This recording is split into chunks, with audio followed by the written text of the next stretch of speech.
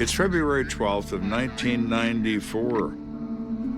Officer Carter from the Thornton Police Department is arriving for work, and sitting in front of the Thornton PD is a running car. It's gone up over the curb, and it's sitting in the grass. All he's trying to do is come to work, and he discovers that work has come to him.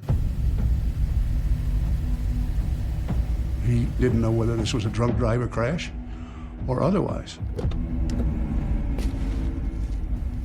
He goes into police officer mode and bails out of his car to see what's happening.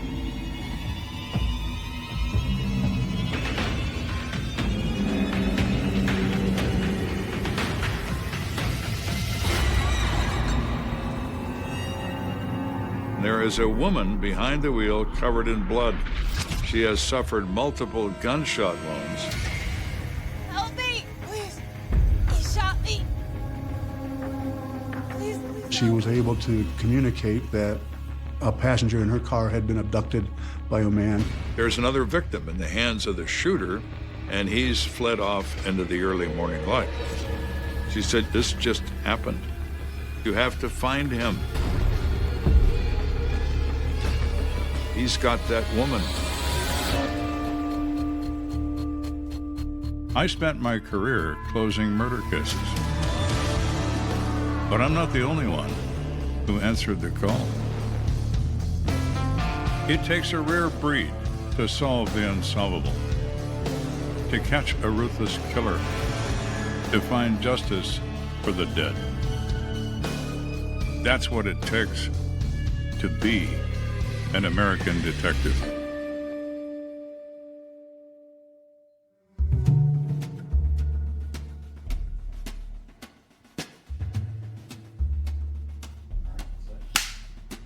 I'm Rick Archer. I'm a retired Thornton Police Department detective. I would never introduce myself that way. I'd introduce myself, "Hi, I'm Rick." Anyway, I was in college at Indiana State University, and I had full intent on going to law school.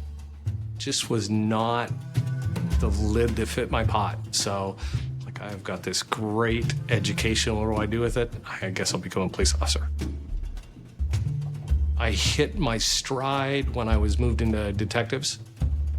I got to use more brain power, and ultimately was named as the lead homicide investigator.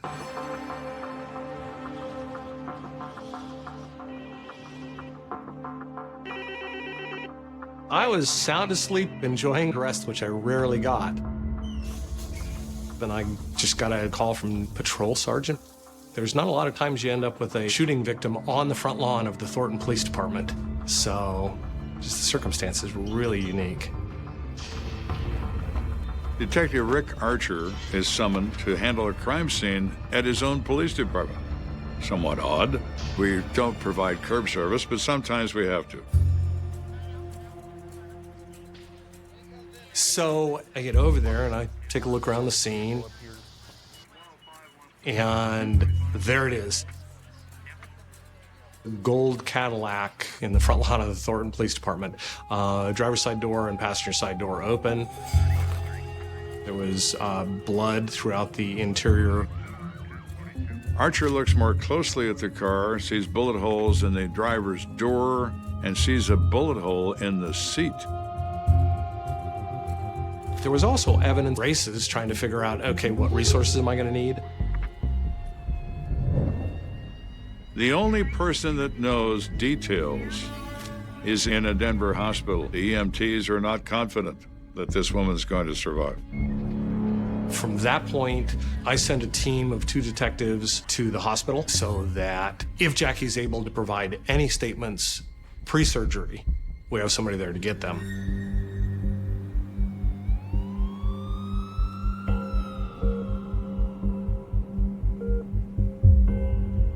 Some people have a very strong will to live, and that's obviously the case with this girl. She has suffered 3 gunshot wounds, but she's with us, and she is conscious.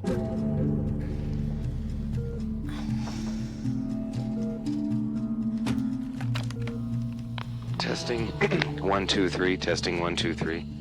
Can you state your full name for me, please? Jackie Criazzo. Jackie, can you tell me about the events which occurred yesterday? I had left my apartment at 5:30 in the morning, was heading to my dad's house. I was going eastbound on I-76, and as I made the turn coming along, I saw emergency flashes going and all that. And she thinks maybe they need some assistance of some kind, and she pulls over behind the car and stops. It was a small blue Geo Metro.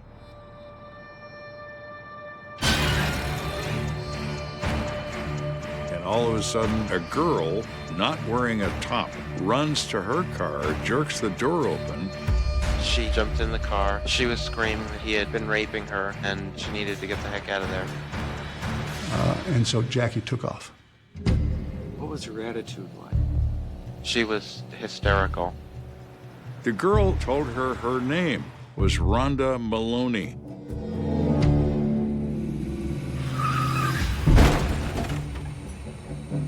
She got off work and she was driving back home when she got rear-ended by a car. It just bumped her. So she stopped to see what the damage was.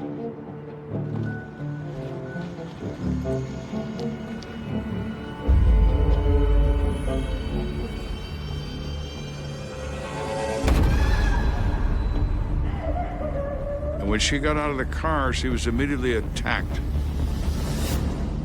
She said that he had raped her for 2 hours, and she said she didn't know who he was or where he'd come from. So I went through the intersection and knew I could go to the police station at 92nd. So now they've driven only a short distance. The car the girl got out of begins to immediately chase them. He sped up and tried to get alongside of me. At that time, he just started rapid fire. The driver of the car continued firing on them all the way up the highway. Jackie feels herself get hit with a bullet, multiple gunshot wounds, but she continues to drive. She's determined to reach the police. At some point, she realized that her legs weren't working. And that's when I lost control of my vehicle, and I tried to turn it into where I was headed. And ended up coming to rest on the lawn of the Thornton Police Department. That's normally when a criminal goes the other way. Not this guy. He's not done yet.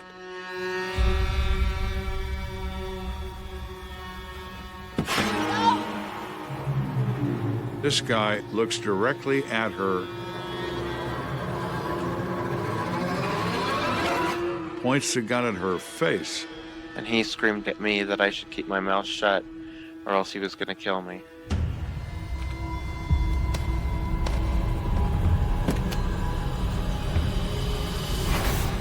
Rhonda was curled up in a ball on the passenger side. The fella pulled Rhonda out, saying something like, "You thought you were going to get away." She was screaming that she couldn't see and that she was in all kinds of pain.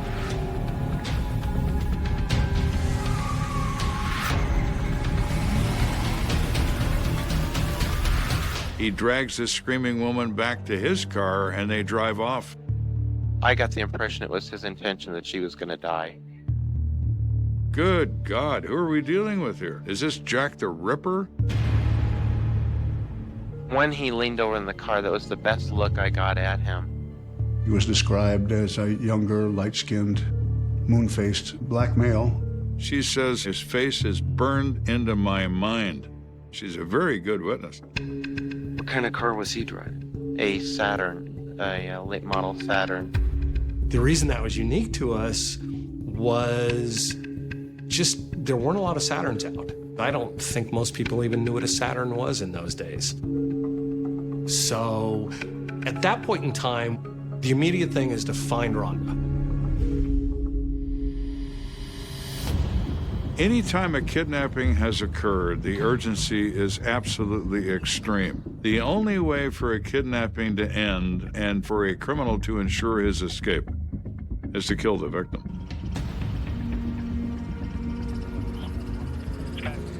Our focus was trying to find a Saturn. We had already requested assistance from the Air National Guard to come out with helicopters and do anything they could for us. They do a search of the area, and they find nothing. Jackie had told us where Rhonda's car was, and we went down there. Rhonda's vehicle was a small blue Geo, and it had some minor damage on it. There's a fresh dent in the rear of Rhonda Maloney's car. There was some footprints, there were some tire tracks. We had nothing else.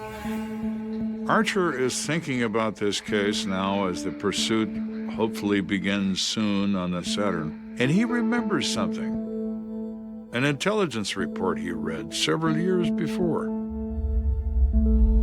about a girl who wound up murdered in Estes Park in 1988, 70 miles northwest of the Thornton Police Department. So at that point in time, I reached out to Larimer County and I got a copy of their case file. It had never been solved. And reading through the case file, this Jessica Arredondo just literally vanished. There are moments in cases where something comes to light and it just strikes you as like a lightning bolt. That happens to Archer. And he wonders, could this be the same guy?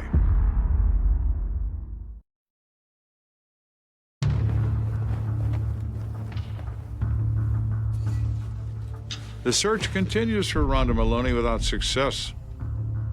But Archer believes he's dealing with someone who's a repeat offender.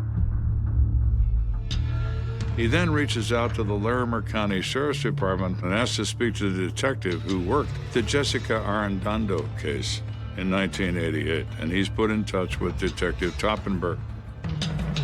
I didn't know Toppenberg, but I hear a lot of really, really, really good things about John.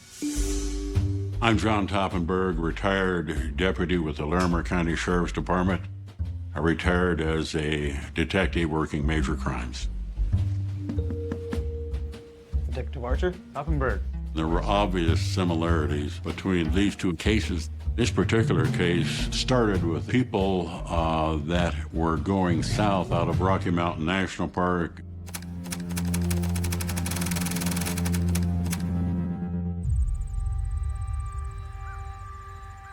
This is really nice. Oh, it's beautiful here. Two tourists are returning from an early morning visit to Rocky Mountain National Park.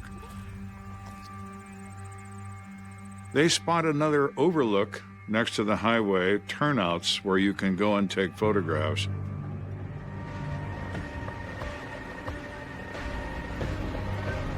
And then they find something horrible.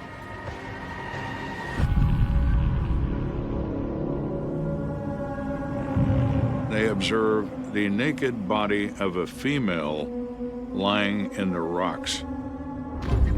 Officer, how are you? Detective John Toppenberg from the Larimer County Sheriff's Department responds to the scene. From examination of the scene, it was obvious that the body was airborne for a short while and came to rest 26 feet from where she was thrown.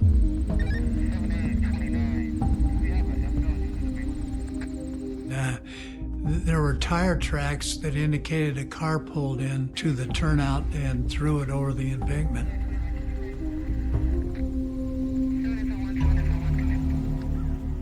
She was without clothes when she was thrown over the edge.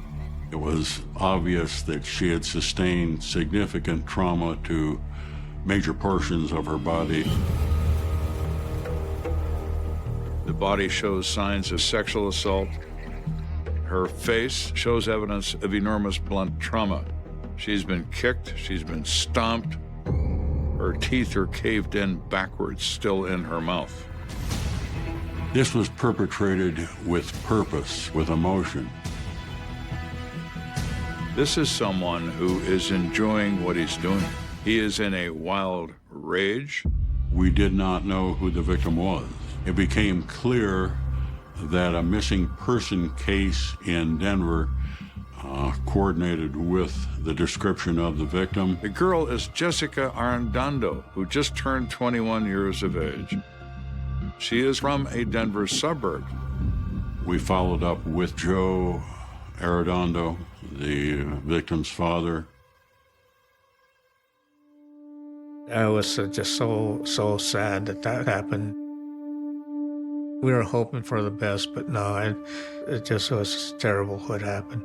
Jessica was very sly and very beautiful. She was very, very bubbly. She was a head cheerleader, and she was very popular. She got along with everybody.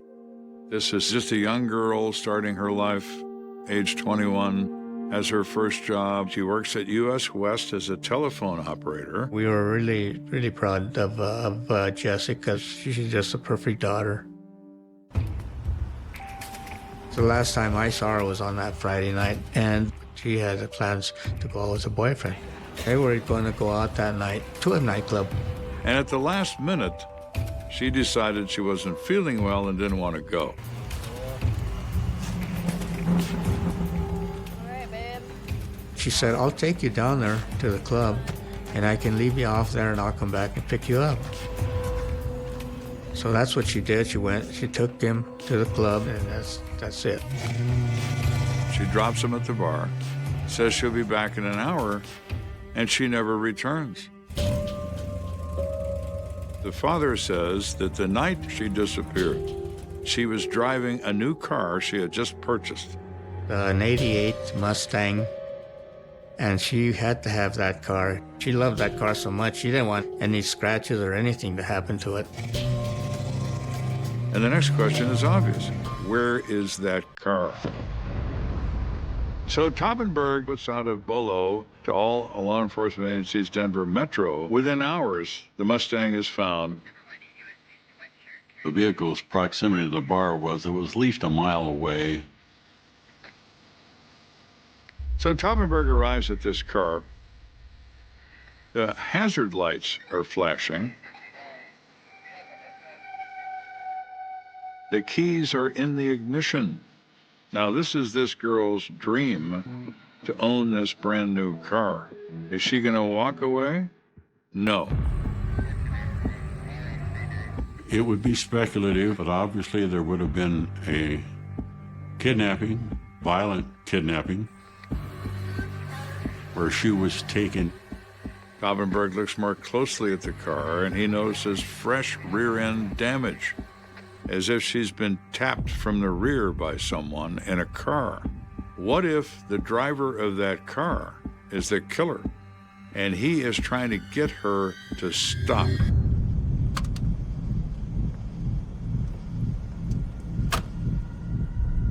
She puts her four-way flashers on and gets out of her car to check the damage of her dream machine.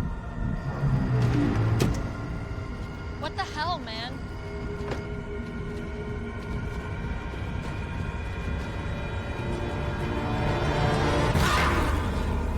He gets out of his car and grabs her by the throat. And now she's gone and winds up thrown off a cliff on Highway 36. But as that case progressed, we ran into way too many dead ends. The Arredondo case goes cold, dormant.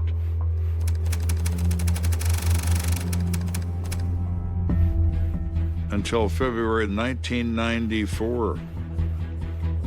It looked like it was a case basically like Rhonda. If I didn't know better, I'd say the same person who killed her killed Jessica Arredondo. Our killer's MO is the use of a fender bender, all for a simple reason. It's successful. The Arredondo case came into sharp focus the moment the Rhonda Maloney case came into view. And there was no looking back.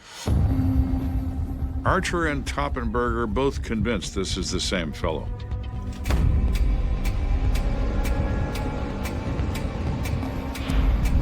Using the same technique.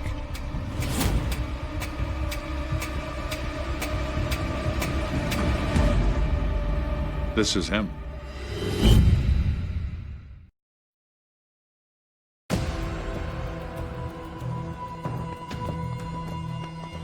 Archer and Toppenberger are investigating two cases.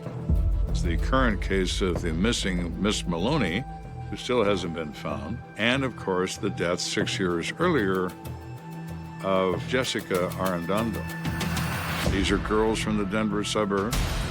They were hit from the rear by another vehicle. And I was literally just matching Toppenberger's case to my suspect, who had the exact same MO.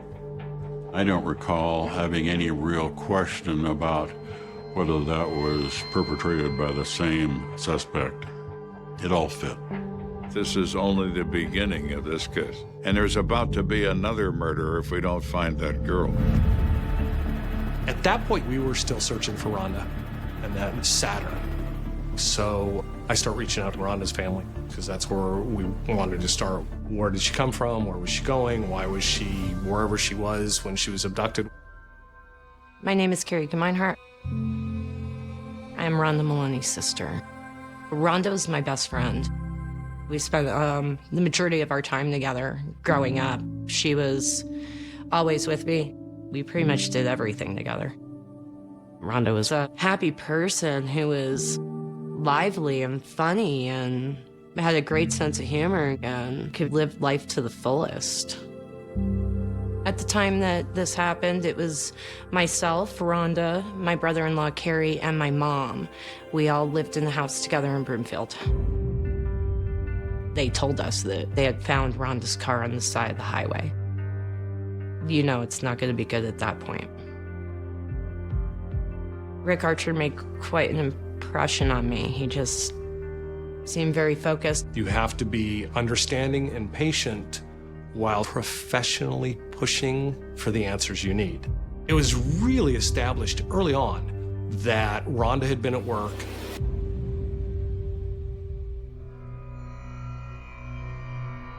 She works in a casino in one of the mountain towns close to Denver, where gambling is permitted. Rhonda was a cocktail waitress. She loved it. She made great money. She was really happy up there. She had to work the later shift, 6 till 2 in the morning, because that's when the casinos closed. You're looking for a sexual predator, and here we have a pretty young woman who works in a casino as a cocktail waitress. Has our man been a customer in that casino? We just had no idea. It was very important to get into the Central City casinos to review security footage, because as we all know, a lot can happen in a corner where somebody else isn't going to see it.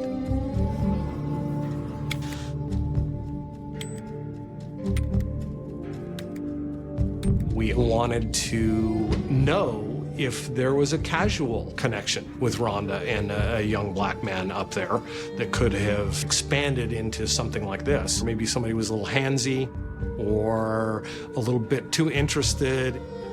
Archer reviews all of that to see to it that, yes, she was at work that night. Normal hours, no confrontations, no one followed her out the door.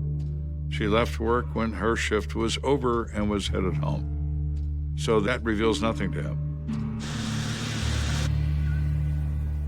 It's now been 24 hours since Rhonda Maloney was dragged out of the front yard of the Thornton Police Department, and we still have not found her. The search for the car continues, but no result. So at that point in time, we actually returned to the initial scene where Rhonda's car was. Now, the car was already gone because we'd impounded it. The crime scene is all you've got. And when you're not getting anywhere, you go back and start over. Look again, see something new. Who knows? The scene down on I-76, it was dynamic. It was changing, not even daily, it was changing hourly based on traffic flow and weather conditions. They spent hours canvassing that scene, and a detective walking up towards the abutment, which was some ways away from the car, he saw a black shape that was in the snow. He heard something in the snow and walked over and found a pager, something that nobody else had seen. This is 1994. People carried pagers, a little box that hooks on your belt, tied to a telephone number, where someone can transmit information to you. They were able to turn the pager on and discovered that it had a message on there that says, "This is Belt Harlan, Detective Sergeant, Denver Police Department. If you found this pager, please return it to me at the Denver Police."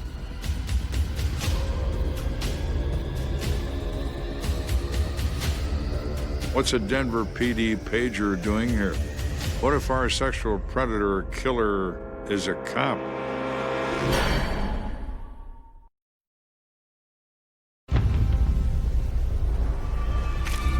Archer is shocked to discover this pager belongs to a Denver Police Department detective. What is it doing at a crime scene of a kidnapping and an attempted murder? We pretty quickly put together a lot of information on Belt Harlan. Belt Harlan had a challenging career at the Denver Police Department. He had got angry at someone in the drive-up lane, and he tried to climb through the window of the drive-up place to get at this guy. He was known for having a terrible temper. If a policeman decides to start committing crimes, he's a dangerous criminal indeed. He knows the game. We knew he had a troubled past, but the primary thing was that he didn't even come close to matching the description of our suspect. He was older, up in age, darker skinned, nothing at all like the description that Jackie gave. Around that same time, my partner, through his computer work at DMV, found a Saturn with the plate number Cha-Ching. This really interested us because we really felt that that was the sound that a one-armed bandit makes at the casinos, is Cha-Ching when it pays out. He is a gambler. Well, now, Miss Maloney is a waitress in a casino. He does some more checking, and he finds that the owner of that car is Robert Harlan. Robert was a light-skinned black man with a moon face and young. We're not looking at a detective here. We're looking at a detective's son. It was the craziest thing I'd ever seen. Craziest thing. So he looks up Mr. Robert Harlan. What Archer is amazed by is the length and depth of his criminal record. Robert Harlan was a bad egg. Robert Harlan had many, many allegations of sexual assault, many, many allegations of sexual harassment in the workplace.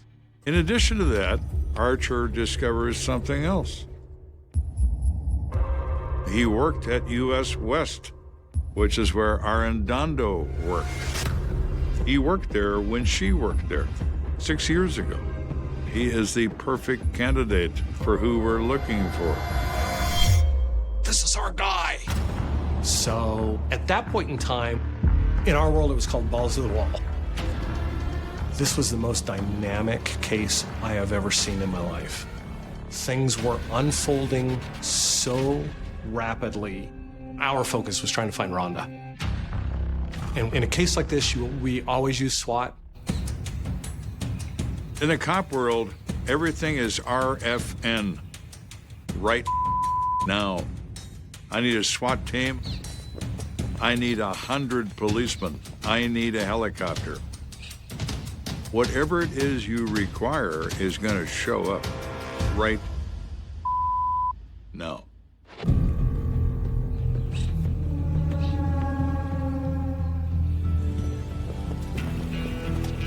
We knew he was armed. Absolutely knew he wasn't afraid to shoot.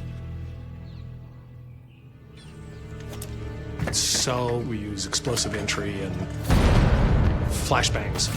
A flashbang detonates, creating this enormous noise which will deafen anybody for a few seconds, and a brilliant flash of light that will blind you. You are completely disoriented, you can't hear, and you can't see, and that's the point.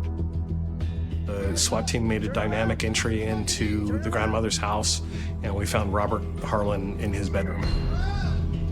We woke him out of a sound sleep. We took him into custody with literally no issues whatsoever. Here is Robert Harlan. There is no Miss Maloney. Where is she?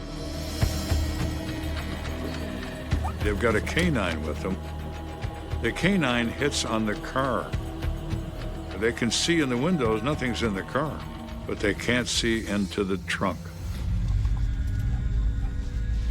Archer is concerned he's going to find something horrible in the trunk of this machine.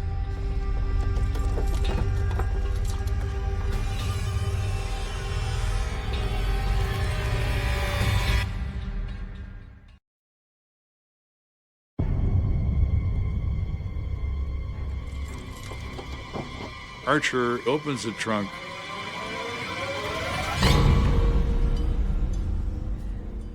And it's empty. Where is she, and what did he do with her?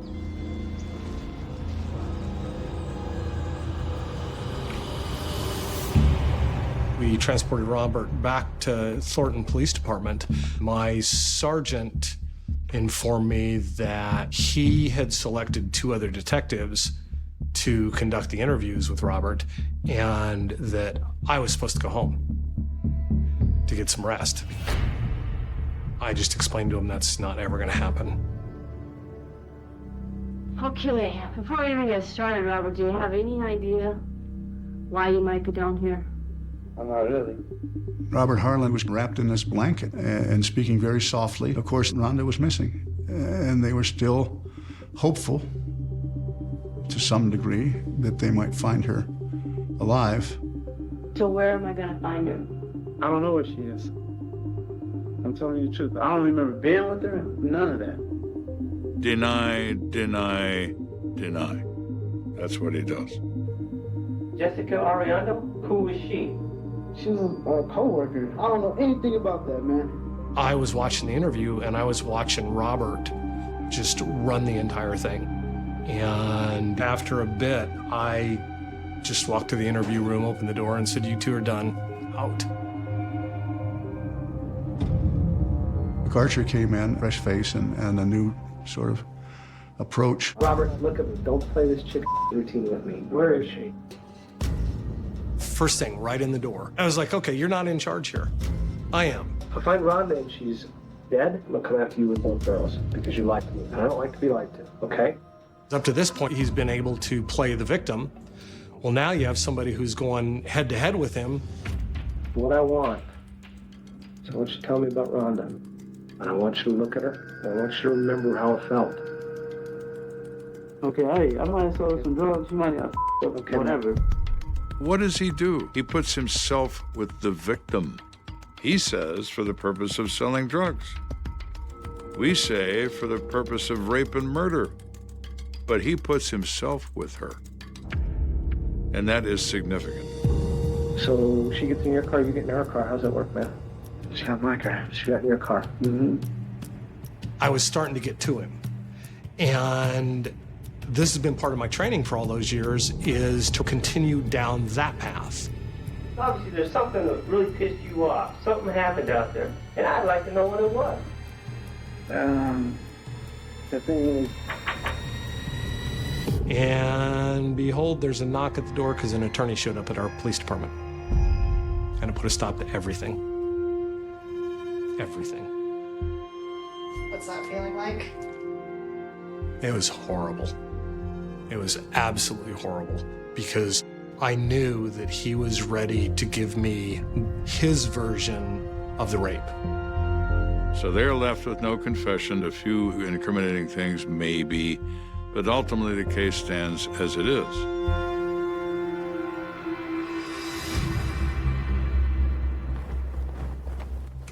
But the next day, Archer's in his office, and gets a call from the front desk that Robert Harlan's father, Detective Belt Harlan, is there to see him.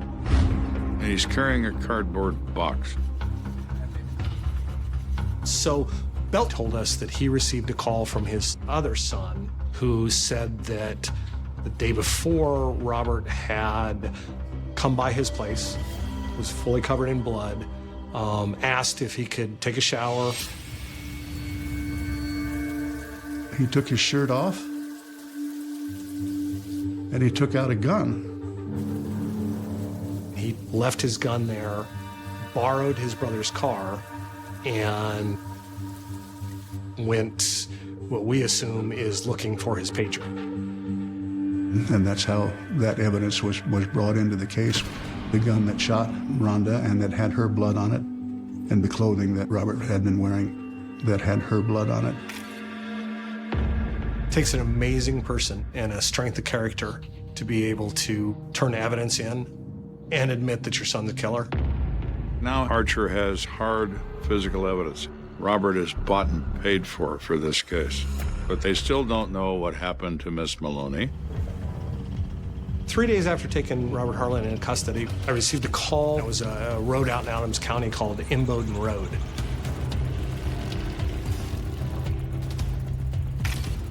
And a small bridge over a ditch or creek. And underneath the bridge was Rhonda's body. This girl is naked, savagely beaten and tortured. Shattered jaw, shattered eye sockets, in addition to a bullet that was fired into her forehead.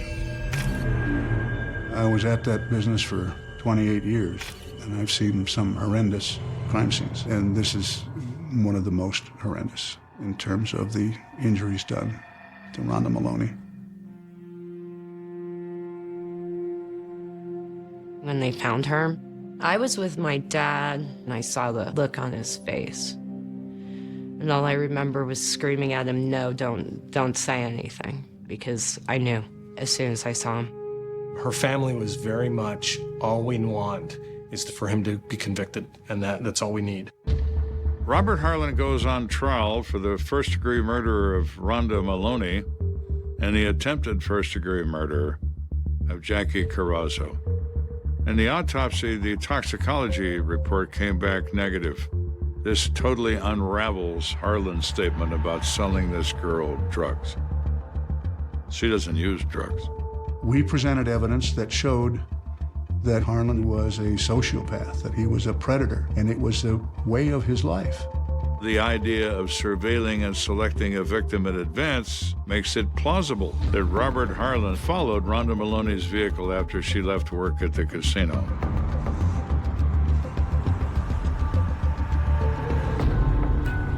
He caused a minor vehicle accident causing her to stop. She got out of her car to look for damage. He was able to get her into his car,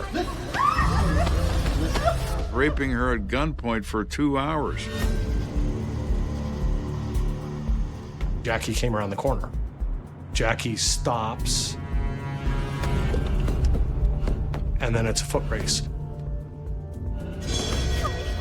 Robert goes running towards them, trying to stop them. Hence, in the process, lost his pager.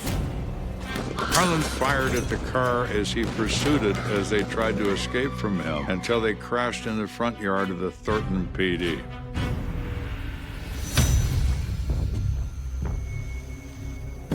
So he grabbed the victim again and dragged her out of that car back into his.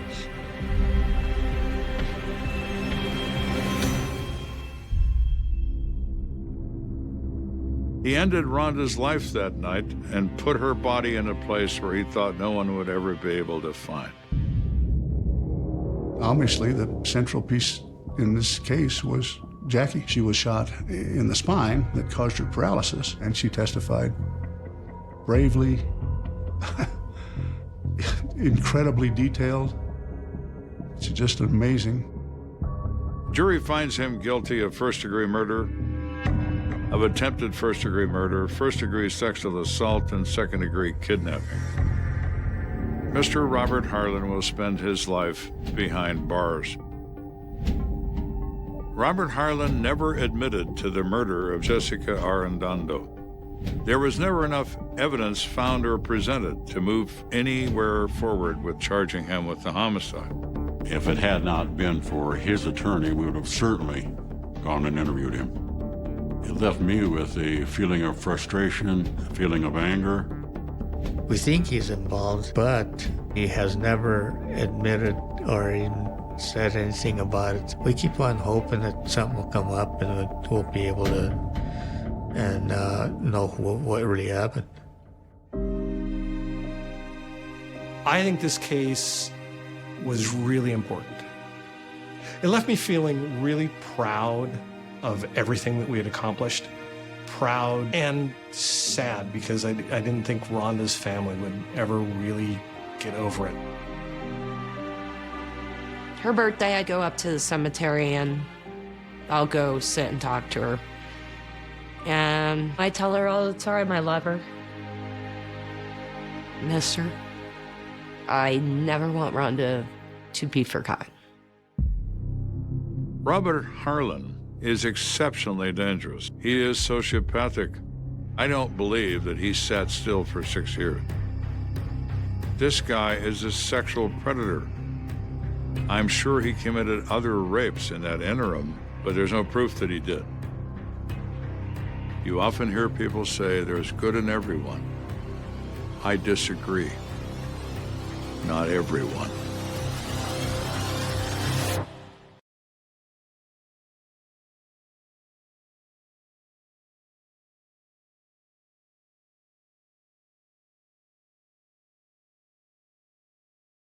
Down the stairs. She kept saying that. I think he fell down the stairs, and that is horrible, and I hope he did not. Sergeant Day checked for any signs that Steve may have been attacked. This looked like it was probably a natural death, but you never know. So Sergeant Day did at that point go upstairs to look to see what had happened. That would be a little unnerving to just go through a labyrinth of a house that you had never seen before, because you never know what could be around the corner. You could tell that there did not appear to be a sign of struggle. No other signs of someone else being up there having done something to him. Nothing significant at all. In the master bedroom, the bed sheet was all rumpled up, but nothing to suggest Steve had any kind of struggle. It looked as if the cause of death would not be a mystery for the coroner. The coroner could not see any contusions or bruises. Nothing suggested Steve fell down the staircase. So she put the floor under him? Yeah, she tried to move it. It looked as though Steve made it to the bottom of the stairs and then collapsed. The coroner said, I believe he had a heart attack. And I kind of said, what leads you to that opinion? And she said, well, the coloration of his face. There was blueness that went across the top of the chest almost in a line, and that oftentimes, according to the coroner, is an indication that he may have had a heart attack. Back in the living room, Sergeant Day told Lana what they thought had happened. When I walked to the top of the stairs, I noticed that the carpet on the staircase kind of has a direction to it. So, I can see footprints. I think he may have come to the bottom of the staircase. Do not dwell on the staircase, because I know that is a hard claim to make. I do not know how he made it. I do not know what he was thinking. I think this was the day God chose. That is what I told him. While Lana digested the news, Nick and his family helped with cleaning up. We wanted to make the house still comfortable enough for her. We knew she was going to be exhausted, and she had to spend the night there. But they were shocked at what they found in the bedroom. When we went upstairs, I immediately noticed the smell. It was a smell of human filth. Excrement, urine. So we looked around, and there were huge urine discoloration spots in the middle of the bed. The soiled mattress raised some questions. So I was thinking the amount of urine that it would take to soak through this mattress. Steve had to have been going to the bathroom in this bed for days. So we immediately thought we have to get this mattress out of the room. We could barely pick it up. It was extremely heavy. We took the mattress and we tossed it out of the house. When Rosemary talked with Lana on the phone, she asked her, how did Steve get so ill? Hello? When I spoke with Lana much later in that evening, I asked her what happened, and she said he had not been feeling well for a few days. And I said, well, why did you not call somebody? Why did you not let somebody know? And she said, well, he was starting to feel better. She said Steve never called because he had been sleeping heavily and misplaced his cell phone a week earlier. Lana claimed that it had been missing for several days. My brother was never, ever without his phone. He just was always attached to his phone. It went everywhere with him. It was at that point where I really felt like something very sinister was going on, and I did not know what it was. The sister of Steve, Rosemary, asked his widow Lana about his will. Steve and I had talked many times about what it was that he wanted to do when that time came, and he wanted to be buried in that beautiful cemetery in Fort Lauderdale. When I asked Lana, she said there is no will. Lana had already made the arrangements. Steve was due to be cremated, and she was planning his memorial. On August 4th, 2018, Lana held a service for Steve at their home. It was highly emotional. Everybody there felt such a deep connection to Steve. It was just hard to stay calm. Even though it was supposed to be a celebration of his life, it just could not help but feel the deep, deep sorrow that everybody felt. If there is any space that it is okay to be sad and to cry a little bit, this is that time. And I think that it is okay today that we celebrate a life well lived and at the same time be sad. At the memorial, Rosemary and the family were surprised to find Lana had already started to clear out the belongings of Steve. She had already began taking all of his clothes, all of his personal items, and she donated them all to the Veterans Affairs. I was almost knocked off my feet to see the number of hangers. Empty hangers in that closet with not a single stitch of clothes. A lot of watches missing, a lot of jewelry missing. His wedding ring was missing. And the claims of Lana about Steve not having will raise further suspicions. That is something that Steve and I, and Steve, and many other people had discussed, was how important it was to make sure that everything was in order. There is absolutely no logic in my brother, an accountant, a person who is meticulous with his finances, not having a will. The family felt like something was not adding up. We were all on the same page here. We knew something was going on, and that was when we called the medical examiner office and said, hey, please do an autopsy, and at the very least, if you're not going to do that, do a toxicology. And they agreed to it. Detective Motes of the York County Sheriff Office was also notified of the suspicions of the family about the death of Steve. Good morning, everybody. But when the autopsy report came in, it listed signs of heart disease and pointed to death by natural causes. Ah, yes, thank you. The initial autopsy still showed that it was likely a heart attack, but they had to wait for the toxicologist's report to come back to finally make an actual finding. It would take a few weeks before those results arrived, so we waited on pins and needles for the truth to come out. We just knew that there was something was very wrong. Thank you. When the toxicology report on the blood of Steve Clayton came back, it was shocking. It showed traces of several sedatives, including marijuana, temazepam, and Benadryl. But that was not all. The biggest shock in the toxicology results was tetrahydrozoline, also known as THC. It is the active ingredient in eye drops like Visine, Murine, or other over-the-counter eye drops. THC is not ever meant to be ingested. Given in small doses, it makes you feel very ill. It makes you nauseous. It makes you dizzy. It will make you pass out eventually. But in large quantities, it is deadly. It shuts your central nervous system down, and it will kill you. The detectives learned that THC could limit the blood supply to vital organs, leading to a heart attack. When the body camera went up there, the Visine you saw was on the tall dresser that is away from the bed. That is where he could not get up to get the Visine. Now it was very clear this is not a natural death. Detective Motes needed to have a talk with Lana Clayton. 5 weeks after the sudden death of her husband, Lana Clayton was questioned by detectives. You know, if you were a witness in this case for us. The detectives wanted to know more about the medications found in the blood of Steve. You know what he would say? He took Benadryl. It was a long list, but there was no mention of THC, the drug that killed Steve. It is colorless, it is odorless, and it is tasteless, which makes it the perfect thing to give to someone if you want to poison them. The level of THC in the blood of Steve was so high that it was clear that it was the cause of death. It is a lethal level, no matter what way you look at it. The detectives pressed on. Somehow or another, there was a large amount of Visine in his system. So that is what we were trying to get to the bottom of. I know he puts the Visine in his coffee. He puts it in there every day. What do you know about it? What I know about it? I know it makes you have diarrhea. There were basically two things that the police were now considering. One, he was poisoned. There was foul play. Two, he ingested it on his own, whether it was intentional or unintentional. But as the police probed the relationship of Steve and Lana, how has your life been? Sometimes we would have fun and everything, and then sometimes I would be on eggshells. All the time I was on eggshells. Lana claimed that Steve had a dark side. He can be really nasty. What does nasty Steve look like? He is really verbally abusive, calling me names. Like what would he call you? I do not know. Stupid bitch. I do not know. Just all kinds of things.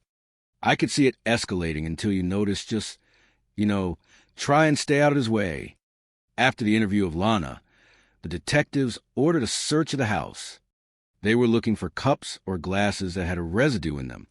They were looking for anything they could find that helped them determine what could have caused this.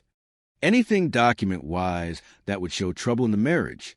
But during that time, Lana told the officer that she wanted to speak again with Detective Motes. Detective Motes recorded what Lana had to say. I told you a little bit about Stephen. That was worse than what I told you. He was verbally and physically abusive. Lana, for the ghoul's sake, and yelled at me and called me names. His anger built up, I would do something that would irritate him until the point where he would explode. Okay, what are you trying to do? Huh? After he had that incident, which he said it was vertigo, and I was taking care of him and everything, but I was still so angry. And my girlfriend at work told me, you want to get even with somebody, put Visine in a drink, it will cause diarrhea. It was then that Lana dropped a bombshell. When I saw that Visine on the table, it just came back to me, and I just took and squirted it. And what did you squirt it into? His water. Into his water? So you do not know the full amount. I mean, you just squeezed. I think I put the whole thing in. So the whole bottle? I think I did. I squeezed it hard. I just saw it there and I just did it. What are your plans tonight now? Just stay here. You will be okay. I know it is a lot on your plate. Just what if I do? What if I cause his death with the Visine? Anything else that you want to add? No. If there is more, get it off your chest. That is it. It was a damning confession. But the detectives could not arrest Lana just yet. After Lana confessed, the police left. They got their ducks in a row as far as what charges would be made, and they were ready to come back the next day to arrest Lana Clayton. But early that morning, they got a call from one of the neighbors of Lana. They found notes of suicide. They were afraid that she had harmed herself. She knew the police were coming back the next day, and she knew they would have warrants for arrest. She turned the gas on and went upstairs and took some pills to kill herself. They found her unconscious in her bed. She was taken into the hospital where she was treated and ultimately released, and then immediately arrested on the charges of murder and tampering with food items. The family was informed of the arrest of Lana. A detective from York County called me and said, "Hey, Nick, I just want to bring you up to speed here. Lana confessed." And I pulled over right away. It hit me like a ton of bricks, literally like a baseball bat to the face. I answered the phone, and Rosemary was on the other end screaming that she killed him. On January 16th, 2020, Lana accepted a plea deal and admitted guilt on charges of voluntary manslaughter and tampering with a drug or food product. The original indictment was for murder. You were pleading to a lesser offense, voluntary manslaughter. My own knowledge of intense care was by watching movies and the cause of discomfort and diarrhea. Lana insisted she never intended for Steve to die and just wanted revenge for his abuse. But his friends and family did not buy that. Steve was ever abusive. She tried to assassinate the character of Steve because other people who knew him and who he had mentored came forward to say he was a wonderful person. There was no abuse of any sort with Stephen. She was trying to do whatever she could to save herself from a very, very, very long sentence and possibly the death penalty. But he was a gentle soul, not capable of harming someone. Based on the toxicology report, the prosecutors believe Steve suffered for 3 days before dying. Lana told us that the fatal dose was on Thursday morning. But we know as a matter of scientific fact from the toxicologist that is impossible. He would have died Thursday morning if he had ingested that Thursday morning. For him to have been sick all of that time, it indicates that she continually gave him medication throughout that time, poisoning him with Visine little by little. And Lana, a nurse, never sought to help him after the initial poisoning. Stephen would not have stayed in a urine-soaked mattress. He was a clean freak. He would not have stood for such a thing. He was too weak to get up and move.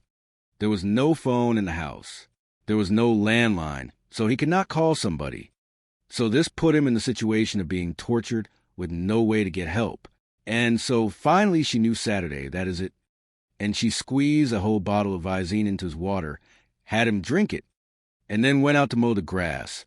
So she did not have to watch the horror of his death. Instead of a nurse that helps, she was the nurse from hell. 53-year-old Lana Clayton was sentenced to 25 years in prison.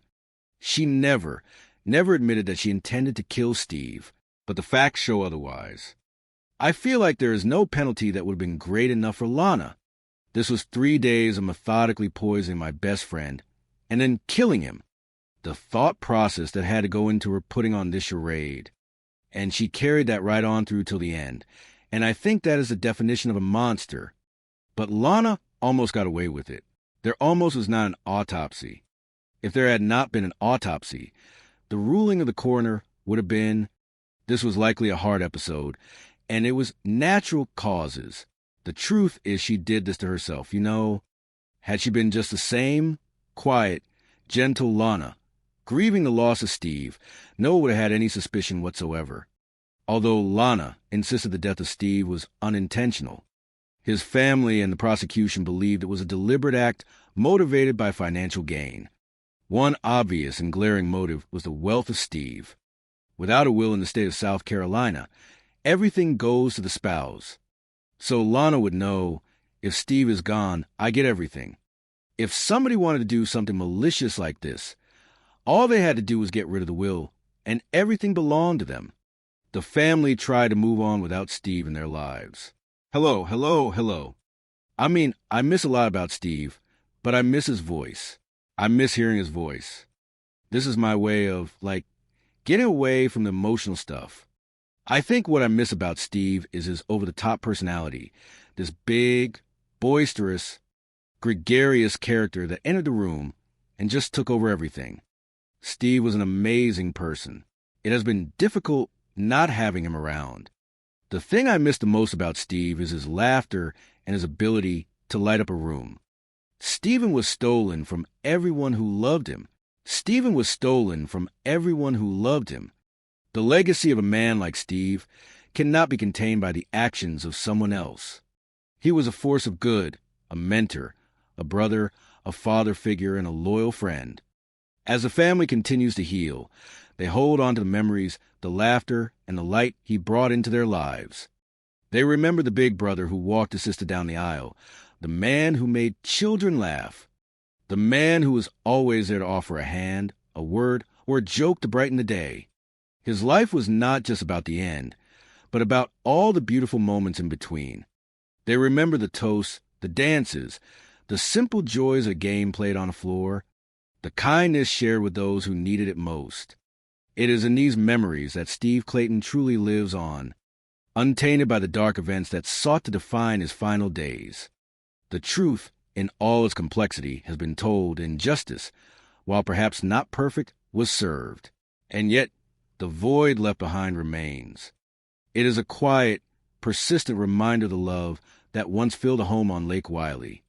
It is a lesson in the fragility of life and the strength of the bonds that connect us. For those who love Steve, they continue to say his name, to tell his stories, and to honor the person he was.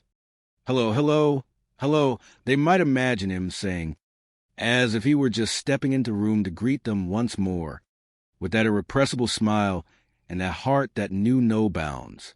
And in that spirit they move forward, carrying his lessons of generosity and his enduring love in their hearts, forever grateful for the time they had with a man who truly knew how to live. This is a story of a remarkably successful and exceptionally generous businessman. His name was Steve Clayton, and his presence was something that could truly be felt the moment he entered a room. He was a man who greeted the world with a resounding, joyful voice, always ready with a warm welcome. He was a man who deeply loved his family, a man whose heart was as expansive as his towering personality. The story truly begins to take shape on a bright and beautiful day in Miami, Florida. It was March 10th, 2007. The sun was shining brightly, casting a golden glow over the gathering of family and friends. It was a monumental day for Clayton family, particularly for a beautiful bride named Rosemary, affectionately known to everyone as Rosie. She was finally marrying the love of her life, a kind man named William Leslie. As the music began to play, it was her oldest brother, 52-year-old Steve Clayton, who proudly took her arm.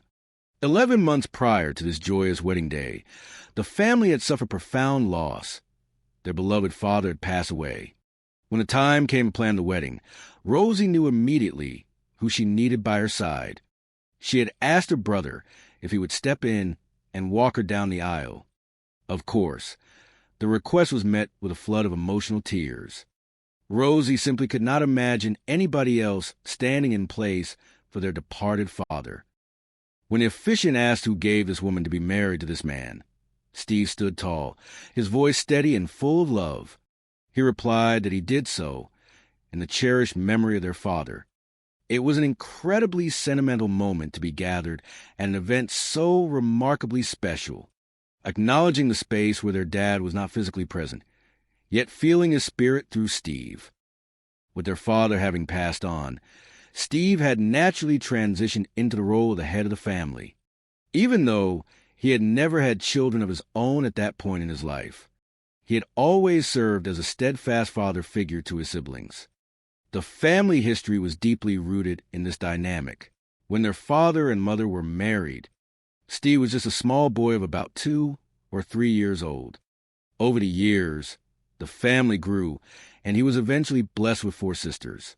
Rosie was the youngest of the siblings, because Steve was 10 years older than her. There really had not been a single moment in her life when he was not a guiding presence. To Rosie, Steve was much more than just a big brother. He was a true hero. He embodied everything a little girl could possibly want in an older sibling. He was athletic and strong, having played football and wrestled during his high school years. Those athletic pursuits, combined with his protective nature, really made him appear larger than life to his youngest sister. After completing his high school education, Steve dedicated himself to his studies and graduated from college with a degree in finance. He quickly matured into a highly shrewd and intelligent businessman, armed with ambition and a desire to help others heal. Steve partnered with a colleague to start a company called Physical Therapy Resources. Through sheer determination and hard work, that initial enterprise eventually blossomed into a massive national company, boasting physical therapy centers located all over the country. He was incredibly successful in his professional endeavors. Eventually, he reached a point where he decided to sell a substantial interest in the business. Basically, from that triumphant moment forward, he considered himself a retired man. His ultimate life goal had always been to retire at the age of 40. He missed that ambitious target by merely 1 year, officially retiring when he was exactly 41 years old. Selling his thriving business freed up Steve to do whatever his heart desired. And what his generous heart most wanted to do was to give back to the world around him. He took immense pride in mentoring a large group of young men. He dedicated his time to helping them start up their own small businesses, or simply sitting down with them to help them discover exactly what direction they wanted their lives to take. Steve was exceptionally generous, not only with his financial resources, but more importantly, with his precious time. And above all else, Steve always had time for his beloved family. During family gatherings, the air was always filled with laughter. Rosie would often bring out her camera to film as Steve playfully teased their Uncle Max. It was a special dynamic. Their father had not been particularly funny. He was a man of a much more serious nature. But Steve was a bright light of pure humor. He was always asking Uncle Max silly questions, joking about where he hid his money, keeping the whole room smiling. When his sister Rosie got married, it was Steve's wonderful sense of humor that made him the absolute life and soul of the grand occasion. He was always the very first person to stand up and offer a toast at any gathering. Standing before the wedding guests, holding a microphone, he greeted everyone with his signature enthusiasm. His speeches were never written down. They were always completely ad-libbed, flowing directly from his massive heart. He would joke that using humor was his personal way of deflecting from a highly emotional weight of the day. He turned to the groom, William, and thanked him profoundly for making his little sister so incredibly happy. But Steve was never a man who could completely hide his true emotions. He paused, his voice softening, and shared a private memory. He told the guests that before their father passed away, he had given Steve strict instructions to always take care of his sister. He looked at Rosie, tears in his eyes, and told her how much he loved her and how he aimed to honor their father's final wishes. He praised the couple, calling them great companions and perfect partners, noting that he had never seen his sister looking happier. Following the beautiful speeches, the time came for the traditional father-daughter dance. Steve stepped up to the center of the dance floor. As they prepared to dance, before the music even began to play, they shared a remarkably powerful moment. A surprise audio recording of their dearly departed father began to play through the speakers. In the recording, their father spoke about how the absolute best moments of his days were when Rosie was just a little girl, climbing up onto his knee to tell him that she loved him. Hearing that voice brought a bittersweet joy to the entire room. Steve had taken on so many vital duties that day. He acted as a father. He was the best man. He provided the comedic entertainment. And he was a steady rock that kept everyone feeling calm and joyful. He was an absolute natural at bringing people together. Chapter 2, Seeking the Missing Piece. Despite his massive professional success and his incredibly close, supportive network of family and lifelong friends, Steve's own romantic life had historically been somewhat rocky. He was a man with high standard for the heart. He deeply desired a partner who was as sharply focused, as fiercely determined, and as thoroughly loving and caring as he was. And, as his family well knew, that was a rather tall order to fill. Now 52 years old, his family figured that it would take a truly special, extraordinary person to finally sweep him off his feet. Rosie always believed that Steve was constantly searching for somebody on a very specific level, someone he could connect with emotionally, intellectually, and spiritually. 3 years after that beautiful Miami wedding, that special connection is exactly what appeared to happen. In late 2009, Steve made a major life decision. He decided to leave his home state of Florida in search of a total change of pace. Setting his sights on the lush, green landscapes of North Carolina, Steve really loved being physically active. He enjoyed going for long walks. And he completely loved anything that had to do with being outdoors in the fresh air. So, when he moved from South Florida to North Carolina, he finally had the wonderful opportunity to be outdoors surrounded by nature a whole lot more. Within just a few short months of settling into his new state, Steve joyfully announced to his family that he had finally met someone truly special.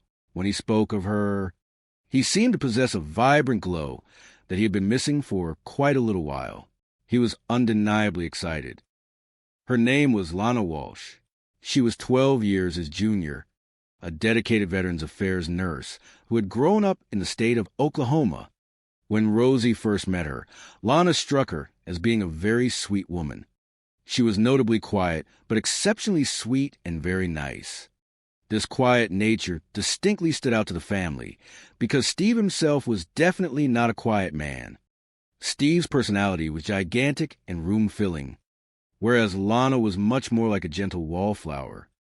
Despite their obvious personality differences, Steve was absolutely sure that she was the one he'd been waiting for his entire life. The pair were highly affectionate with one another, always walking arm in arm. Steve was constantly hugging her, gently squeezing her arm and kissing her cheek. Rosie felt nothing but happiness for her big brother. Naturally, anybody that her brother loved so deeply, she was fully prepared to embrace with open arms. It was not long at all before Steve asked Lana to officially move in with him. After they had gotten to know each other quite a bit more, Steve used his natural charm to persuade her to come live with him in the city of Charlotte. As his friends knew well, Steve could be an incredibly convincing man. Soon, they decided to add some wonderful new additions to their growing family.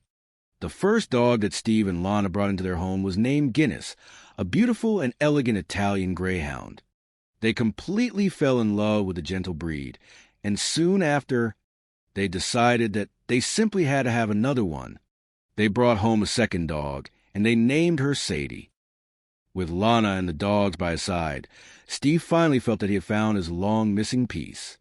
He always had the most wonderful things to say about her, often referring to her affectionately as his Lana Sue.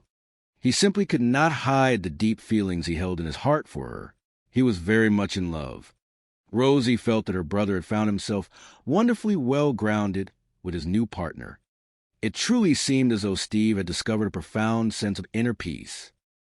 Steve Clayton had traveled to North Carolina, seeking a refreshing change from his old life, and he had miraculously found a whole new, beautiful future. When he had danced with his sister at her wedding years prior, he had quietly dreamed of finding his own special someone. And now, 6 years later, he was actively preparing to marry the absolute love of his life, a dedicated nurse with a heart he believed was as big as his own.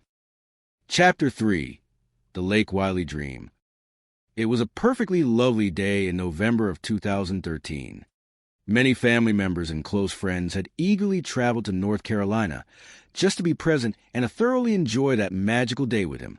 And true to his nature, Steve made sure the event was incredibly special for every single person in attendance. Lana and Steve's beautiful wedding ceremony took place right at their lovely house in Charlotte. It was an exceptionally beautiful, intimate event. One could clearly see the boundless love radiating from them. Both the bride and the groom were absolutely beaming with pure joy. Soon after they were officially pronounced husband and wife, the happy couple decided to relocate and move into what they considered their ultimate forever home. They found a stunning property situated just over the state border in South Carolina, resting peacefully on the scenic banks of Lake Wiley. The house was breathtaking, looking exactly like something printed on a glossy holiday postcard. It was a gorgeous, ocean blue home sitting perfectly on a massive, lush piece of prime lakefront property. It was very lovely, offering tranquility and endless natural beauty. The newlyweds happily set about the task of refurbishing their grand new home. They spent hours carefully decorating the expansive rooms with Steve's treasured collection of fine artworks and rare antiques. Steve was the exact kind of person who felt that objects were deeply personal, carrying rich histories and stories. He was immensely proud of his unique possessions, as they were all special in some distinct way. This move to the lake allowed the couple to fully indulge in their shared love of nature. Whenever there was something fun and outdoorsy to do, Steve was guaranteed to be the very first one there. He was entirely gung-ho about any outdoor adventure, embracing his retirement with the energy of a man half his age. Their strategic relocation to South Carolina also meant that the pair were physically much closer to Steve's extended family network. Nick French, a young man who had officially become Steve's nephew when he married Steve's niece in 2010, lived nearby. Nick and his wife hung out with Steve and Lana a great deal after they moved up to the lake. The families would frequently go out to wonderful dinners together, attend lively music concerts, and gather for special events on absolutely every major holiday. Furthermore, they were just a short 30-minute drive from Lana's own son and her beautiful twin grandchildren. The pair never, ever said no to an opportunity for a bit of joyous babysitting. Steve had a remarkably natural way with children because he had always remained a child at heart. He was the exact kind of guy who would happily get right down on the floor to play wildly with the kids. Whenever the children were around, there was never a single dull moment in the Clayton household. The home was filled with the sounds of laughter and playful shouting. Lana would often film these precious moments. In one particularly funny memory, she recorded Steve attempting to enthusiastically demonstrate how to do the limbo dance. While her twin granddaughters watched with a mix of awe and amusement, he explained the rules with dramatic flair, showing them how to bend down real low to get directly under the wooden stick. He encouraged them, explaining that dancing was just a wonderful, silly game. Lana was highly tickled by a performance, even if the twins were occasionally more interested in eating their sweet ice cream. Steve absolutely enjoyed playing all different kinds of games, whether it was a quiet, intellectual match of Scrabble or a completely silly, messy children's game. One of his favorites involved a plastic contraption equipped with a spinner and handles. The players had to put their chins on a small plastic rest and turn the handles, risking getting a face full of whipped cream. Steve was a huge, lovable teddy bear.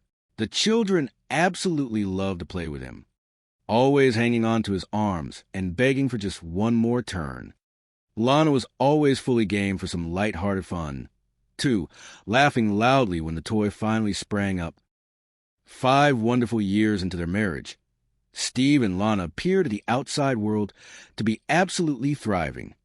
They had built a life filled with love, laughter, games, and a beautiful home. Chapter 4, The Unseen Shadows. As time moved forward, things remained generally peaceful at the lake house. But in June of 2018, an unexpected shadow fell over their sunny life. Steve suddenly fell quite ill. He complained of feeling extremely dizzy, telling his family that he was suffering from a severe bout of vertigo. He mentioned that his ear physically hurt and that he felt terribly nauseous. The situation escalated to the point where he actually started getting physically sick out in the yard. Lana told the family that she felt really bad for him. She noted that he had experienced minor issues with vertigo prior to this event, but nothing quite this severe. Steve himself communicated that he had been feeling very ill and did not know exactly what was wrong with his usually robust body. He recalled that he had been working happily out in the sunny garden when he suddenly started to feel deeply dizzy and nauseous, accompanied by a sharp headache. Initially, he logically thought that maybe he had accidentally gotten a mild case of sunstroke from working too long in the heat. As a trained medical professional, a Veterans Affairs nurse, Lana logically determined that the absolute best thing for Steve was strict bed rest. Steve later recounted to his family that he remembered laying his heavy head down on his pillow, and the next time he managed to properly open his eyes, a full 36 hours had mysteriously passed by. Deeply worried by this highly unusual medical event, Rosie picked up the phone and called Lana to see if she could medically explain Steve's scary mystery illness.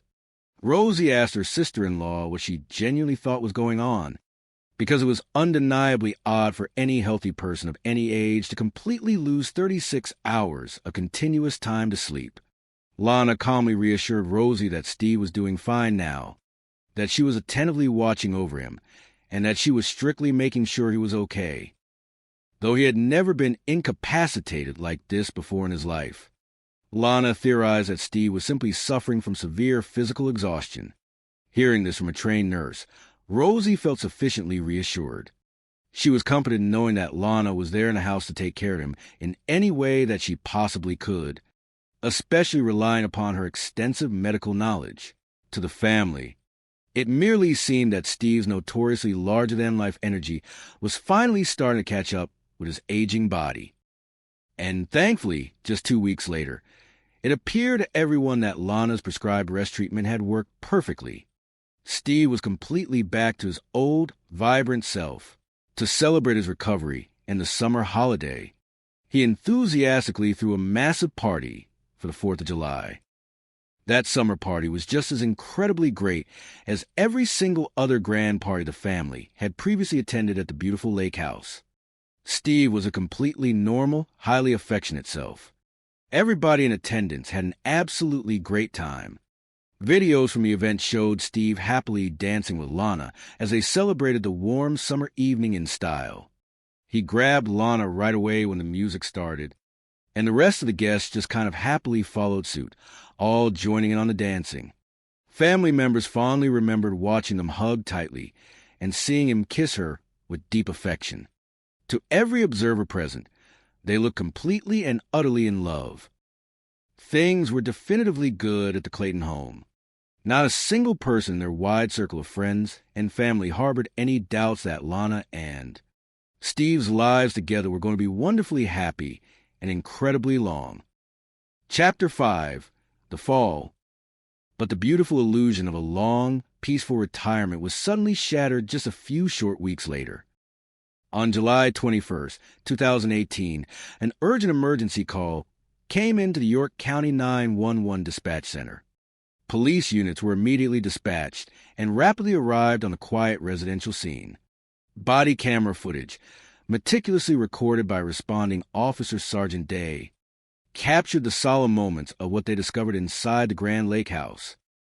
As the officers cautiously walked to the heavy front door, they saw Steve immediately. He was lying motionless right at the very bottom of the home's grand, sweeping staircase. Tragically, at that point, all medical intervention was useless. He was already gone. On the audio recording, one could hear the officers whispering and communicating in very low, respectful voices. The reason for their hushed tones was that Lana Clayton was sitting just around the corner in the adjoining room. She appeared completely distraught and was crying heavily. The professional officers did not want to say anything loud or clinical that might be overly disturbing to a grieving widow. Sergeant Day, a seasoned professional, knew he needed to gently but thoroughly speak with Steve's wife to find out exactly what had transpired that morning. He approached her with deep empathy. He introduced himself, explaining that he was going to be there for just a little while until the county coroner arrived to properly transport Steve. Lana, trying to be polite despite her obvious distress, offered him a seat. He kindly declined, assuring her he was just fine standing, provided it did not make her feel uncomfortable. Gathering her composure, Lana explained the timeline of events to Sergeant Day. She stated that Steve had been suffering from severe dizziness for the past 2 days. She claimed that he had been feeling very ill with another terrible bout of vertigo. According to her statement, she had found him earlier that Thursday morning when he attempted to stand up, became overwhelmingly dizzy, and collapsed to the floor. She explained that she had to physically help him carefully walk up the stairs to their bedroom, and she insisted that since that specific time, he had not been back downstairs. Sergeant Day asked for clarification, noting that she was dressed as if she had been outdoors. He gently asked if she had been working outside. Lana confirmed this, explaining that she had just been mowing the front lawn real quick. She stated that when she finally came back inside the house, she discovered that he had fallen down the stairs. She expressed deep sorrow, mentioning that she had frantically tried to place a soft blanket underneath his head, but felt helpless in the situation. Despite her professional training as a registered nurse, Lana claimed she was completely unable to render any useful medical aid to Steve. She stated that she had panicked because she knew she could not do anything further to help him breathe. Therefore, she immediately ran outside the house when she heard a loud motorcycle coming by, desperately waving the driver down to ask them to call 911 on her behalf. Meanwhile, Steve's nephew, Nick French, who was himself on active duty as a local police officer that day, received the devastating news.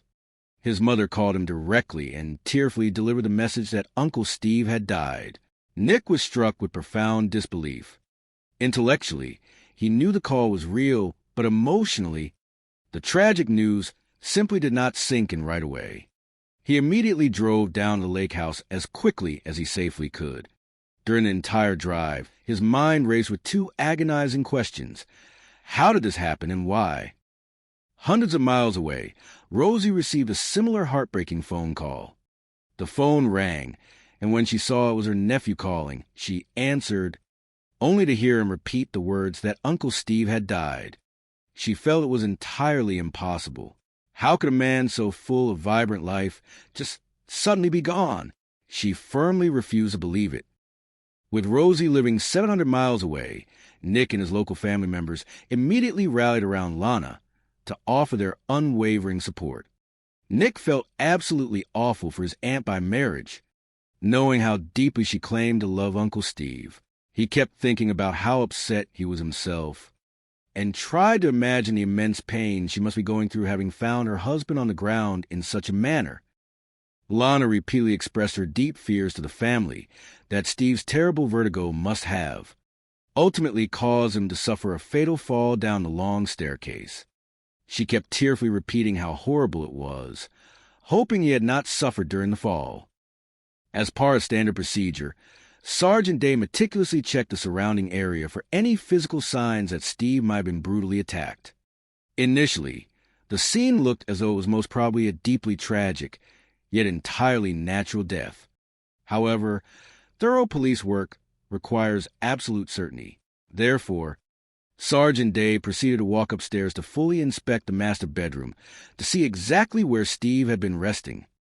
Walking through an unfamiliar, massive, labyrinthine house under such grim circumstances is always unnerving for law enforcement, as one never truly knows what might be waiting around the next corner.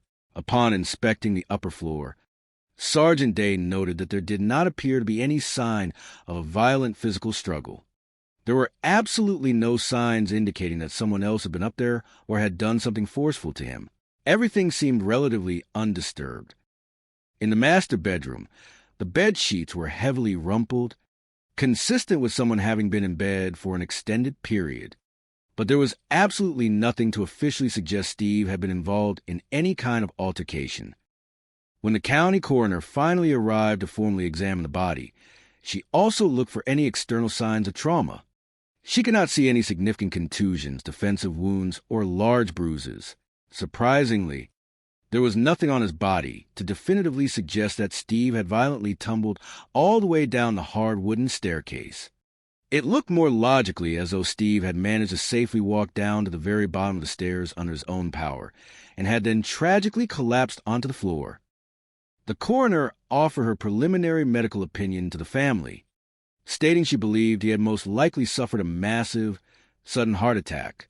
When questioned about what specific evidence led her to that initial medical conclusion, she pointed out the distinct coloration of his face and upper body.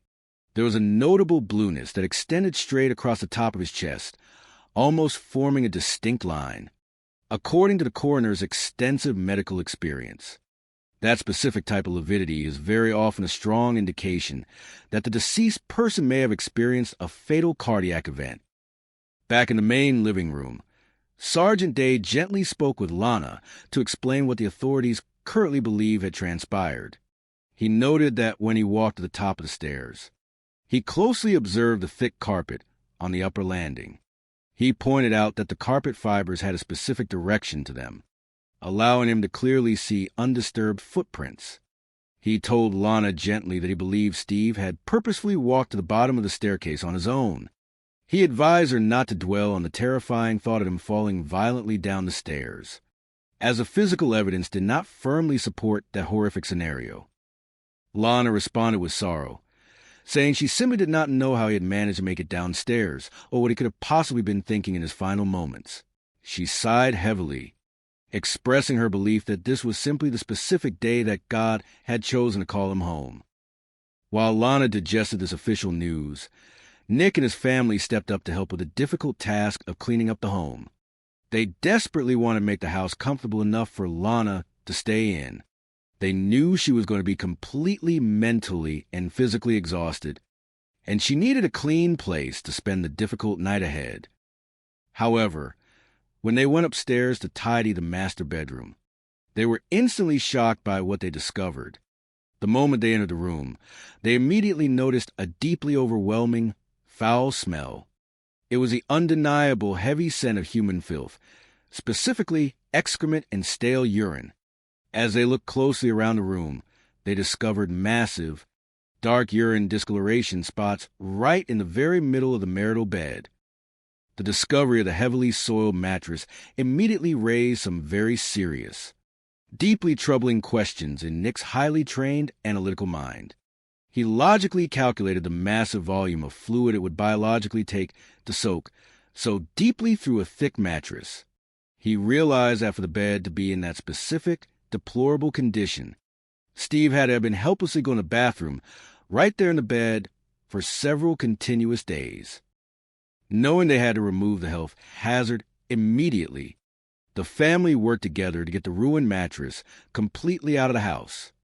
It was extremely heavy, soaked through, making it a very difficult physical task. They eventually managed to carry the mattress outside and toss it away from home. Later that difficult evening, when Rosie finally managed to speak directly with Lana on the phone, she pressed for more clarifying details. She gently asked her sister-in-law what exactly happened. How did a healthy man get so incredibly ill so quickly? Lana calmly repeated her story, stating that he simply had not been feeling well for a few days. Rosie, feeling a protective frustration, asked why Lana had not called somebody for help. She demanded to know why Lana had not let any family member know that the situation was so dire. Lana simply replied that she had not called because she truly believed he was finally starting to feel much better. Furthermore, Lana offered a strange explanation as to why Steve himself had never called anyone. She claimed that he had been sleeping very heavily due to the illness and had accidentally misplaced his personal cell phone a full week earlier. Lana insisted that the phone had been missing for several consecutive days. This specific detail struck Rosie as completely, undeniably false. Her brother was a modern businessman who was never, ever without his cellular phone. He was functionally attached to the device. It literally went absolutely everywhere with him, from the garden to the living room. It was at that exact, pivotal moment that a deep, chilling intuition settled into Rosie's heart. She suddenly felt an overwhelming certainty that something very sinister and deeply wrong was going on, even though she did not yet know exactly what it was. Chapter 6. The Pursuit of Truth. In the immediate days following Steve's sudden passing, Rosie sought clarity on the practical matters of her brother's estate. She gently asked his widow, Lana, about the location of his last will and testament. Steve and Rosie had previously engaged in several deeply serious conversations about exactly what it was that he specifically wanted to happen when his time finally came. He had been very explicit with his sister. He deeply desired to be buried in a specific, beautiful cemetery located down in Fort Lauderdale, Florida, close to his roots. However, when Rosie formally asked Lana about executing these final wishes, Lana bluntly stated that there was absolutely no will to be found. Furthermore, Lana revealed that she had already unilaterally made all the final arrangements. Steve was scheduled to be cremated locally, directly contradicting his known burial wishes, and she was actively planning a memorial service to be held right at the lake house. On August 4th, 2018, Lana hosted a memorial service for Steve at their South Carolina home. It was a highly emotional, deeply draining gathering. Absolutely everybody in attendance felt such a profound, deep connection to Steve. It was incredibly hard for the guests to stay calm. Even though the event was officially billed as a joyful celebration of his remarkable life, one simply could not help but feel the deep, heavy, pervasive sorrow that absolutely everybody felt hanging in the air. During the service, a speaker noted that if there's ever any space where it is entirely okay to be deeply sad and to cry a little bit, a memorial is that time. The speaker acknowledged that it was completely okay that day to simultaneously celebrate a wonderful life well lived, while at the very same time being profoundly sad about its sudden, jarring end. While at the memorial, Rosie and the extended family were completely taken aback to discover that Lana had already started to systematically clear out absolutely all of Steve's personal belongings. She had already hastily begun taking all of his tailored clothes, all of his treasured personal items, and she claimed she had donated them all to the local Veterans Affairs charity. Rosie was almost physically knocked right off her feet when she opened his massive closet. She was stunned to see the sheer number of empty, bare wooden hangers hanging silently in that space. There was not a single lonely stitch of his clothing left behind. Furthermore, she noticed that a lot of his expensive, collected watches were entirely missing. A great deal of his fine jewelry was nowhere to be found. Most distressingly of all, his golden wedding ring was completely missing. Lana's firm claims about Steve not having a formal were raised even further. Highly intense suspicions among the family members. Establishing a secure financial legacy was something that Steve and Rosie, and Steve and many other professional colleagues, had discussed at great length over the years. He knew exactly how critically important it was to make absolutely sure that everything was in perfect legal order. To the family, there was absolutely no logical sense in the idea that her brother, a former highly successful accountant, a man who was famously meticulous and careful with his personal finances, would simply fail to have a binding will. The entire family universally felt like something fundamental was just not adding up. They all convened and quickly realized they were completely on the same page. They all knew, deep in their hearts, that something hidden was going on. It was a consensus of intuition and logic. Acting swiftly on these mounting suspicions, the family proactively called the county medical examiner's office. They urgently requested that the office please perform a full, comprehensive autopsy on Steve's body before any cremation could take place. They pleaded that, at the very absolute least, if a full physical autopsy was not standard procedure, they must perform a thorough toxicology screening. Thankfully, the authorities agreed to halt the process and conduct the requested medical tests. Detective Motes, a seasoned investigator with the York County Sheriff's Office, was also officially notified of the family's deep, growing suspicions regarding the sudden nature of Steve's death. The gears of a formal investigation slowly began to turn. However, when the initial physical autopsy report finally came in, it was immensely frustrating for the family. The report strictly listed standard, visible signs of underlying heart disease, and officially pointed to a death caused by entirely natural, biological causes. The initial physical findings still strongly supported the coroner's early theory that it was most likely a fatal heart attack. But science requires extreme patience. The police and the medical examiner had to wait for the highly specialized toxicologist's chemical report to come back from the state laboratory before they could officially finalize an actual, legally binding finding on the true cause of death.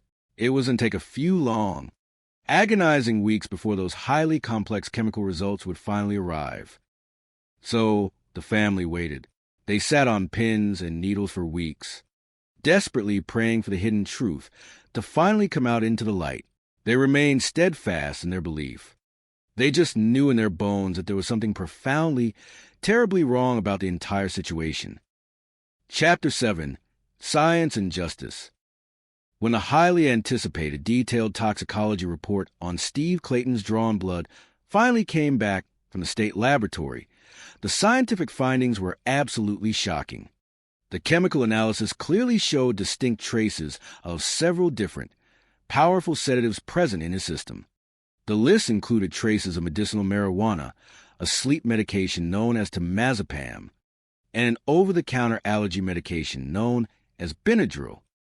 But those minor sedatives were absolutely not the whole devastating story. The biggest, most monumental shock in the entire toxicology results was a massive presence of a specific, highly unusual chemical compound known scientifically as tetrahydrozoline. Tetrahydrozoline is the primary active chemical ingredient found in common, everyday over-the-counter eye drops, such as the popular brands Visine or Murine. These specific products are strictly designed to clear up red eyes by constricting small blood vessels. The crucial medical fact is that tetrahydrozoline is absolutely not ever meant to be swallowed or ingested internally by a human being. If given internally in very small, accidental doses, the chemical instantly makes a person feel very ill. It will cause severe gastrointestinal distress, making the victim nauseous, and it will cause profound dizziness. It will inevitably make a person pass out as their blood pressure drops rapidly. But, as the toxicologist carefully explained to the detectives, in massive, large quantities, the chemical is exceptionally deadly. When ingested in high volume, it systematically shuts the central nervous system completely down. The chemical actively limits the crucial oxygenated blood supply flowing to vital internal organs. Ultimately, this severe vascular restriction directly leads to a massive, fatal heart attack. It will absolutely kill a person. Armed with this new, terrifying scientific knowledge, the detectives immediately reviewed the original body camera footage taken by Sergeant Day on the morning of the death. As they watched the video closely, examining the master bedroom where Steve had allegedly been confined, they spotted a critical piece of evidence. Sitting clearly on the tall wooden dresser, positioned far away from the soil bed, was a distinct bottle of Visine eye drops. The placement was highly significant. The bottle was located up high, on a piece of furniture across the room, completely out of reach of a man who was allegedly too dizzy and weak to even walk to the bathroom. He could not possibly have gotten up to get the Visine himself. The scientific and circumstantial evidence was now crystal clear to the investigative team. This was absolutely not a natural death. It was a homicide. Detective Motes knew he urgently needed to have a very serious, recorded talk with Lana Clayton.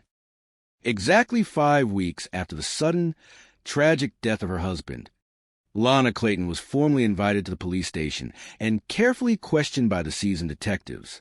They approached the interview strategically, initially framing it as though she were simply a helpful witness in a broader, ongoing medical inquiry.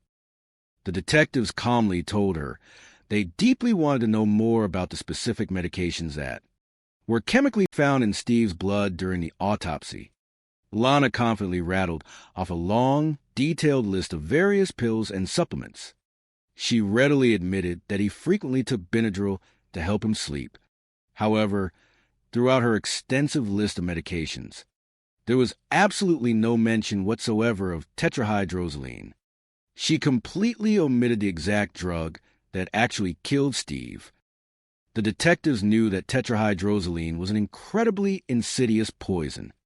In its liquid form, it is completely colorless, it is entirely odorless, and it is completely tasteless.